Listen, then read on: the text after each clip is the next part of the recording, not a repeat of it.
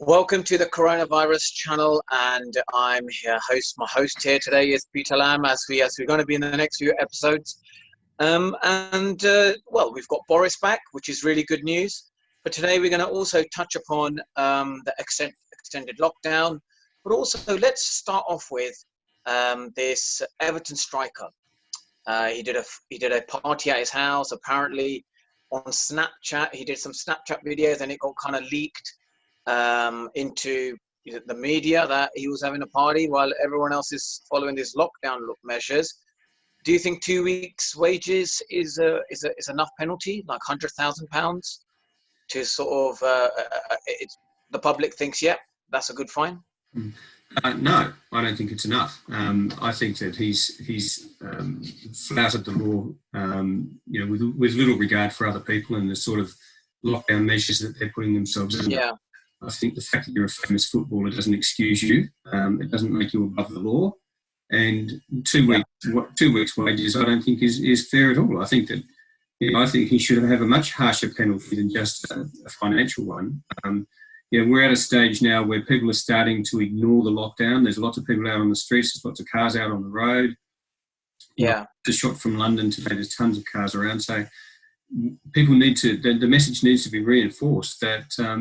You risk killing people if you go out. And if people break the law knowingly in the way that he did, I think he needs to be made an example of. So the rest of us sit back and say, hang on, this is actually quite serious.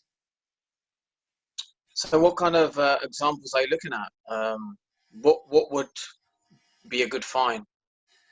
Well, if it's just financial, I don't think that's going to have an effect on a football player. They make so much money anyway. I'm personally not one of these people that think they should take a pay cut. I think they should be furloughed like any other worker and get 80% of their income. I mean, it's not their choice whether they get highly paid or they don't get highly paid. It's just their job. However, I don't think a financial fine is going to deter somebody that's got bucket loads of money. So I don't know what the answer is, but maybe community service once the lockdown has come down. Community service free of charge to clean up the parks or do something that's a little bit that's going to have more of an impact on that individual than just a financial one. Yeah, because rugby league players, or in Australia, you tend to see that there isn't so much of a hierarchical structure. It's a very flat line, like the Scandinavian sort of companies and the government structure there. And you see rugby league players. It's very common to see them if they do something which doesn't look good in the public eye. They tend to do community service, and the public kind of feel like, he's on our level. Well, exactly, and I think that's what needs to be done. I mean, the problem with a lot of footballers, of course, is that people see them above everybody else. One thing that lockdown has done, I think, is to wake us all up to what's really important. And as much as we all love sport, we all love football, we all love cricket, we all love rugby, in the overall scheme of things, I think Jurgen Klopp, who I really love, I think he put it into context when he said, look, it's just a game, it's just football. It's not as important as people dying. So as long as that's far more important than a game of football.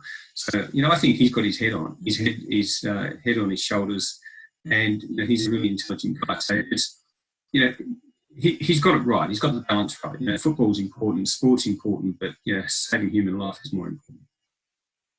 Yeah, I think so. I think at the moment, the health is still far more important than the economy. But people are beginning to get a little bit bored. I've seen a lot more cars on the road. Mm-hmm. Like even when I go out for a run, I always see a police car go past me. So, the lockdown measures, depending on different areas where you live in, with police cars present, it kind of puts that fear into you that let's stay at home, do one exercise a day. It's interesting where up in London, you're seeing a police presence. Down where I am here in East Sussex, a police presence anywhere. I can't remember the last time I saw a policeman. There are lots of people out and about. I think Boris Johnson touched on it today. And like Boris looked absolutely dreadful in my opinion. He still looks quite unwell. He touched on it today that he's not going to relax the lockdown because it's too risky. it's too risky that there'll be another flare-up. And yes, it is a balancing act between the economy and saving lives. And he even made that point that, if we don't come out of lockdown, the whole economy is going to crash and we're all going to burn. But at the end of the day, there's got to be a safe way to live with this virus before they can release the lockdown, unless they find a safe way to live with the virus, because they're not going to have a vaccine anytime soon.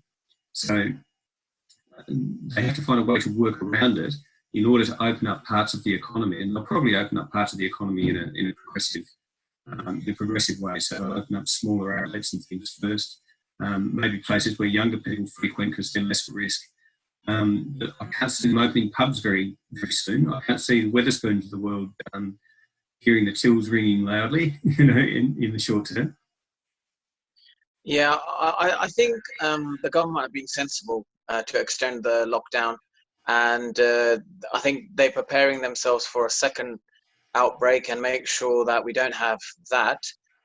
So I think they've learned their lessons from not being proactive, and now they're being possibly extra cautious. But I think it's the right decision. I think the government are definitely got all their sort of ducks in a row now. Yeah, no, I agree. I think that they're doing what they have to do. I think the fact that Boris Johnson had a brush with death, if you like, I think it totally focused his mind on what's really important.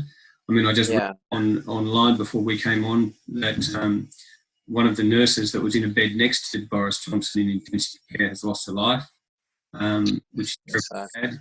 So it just brings home to you the gravity of what is really going on. And I think the fact that Boris saw it firsthand, and the fact that he was there and has experienced the virus, doesn't matter how important you are, you're still not safe. And I think that's the overriding message. I don't think he's going to push for relaxing of anything very soon. No, I don't think he does. And the beauty of when you experience something yourself personally, Boris knows what is it like to have a coronavirus, what is it like to be in the hospital in intensive care.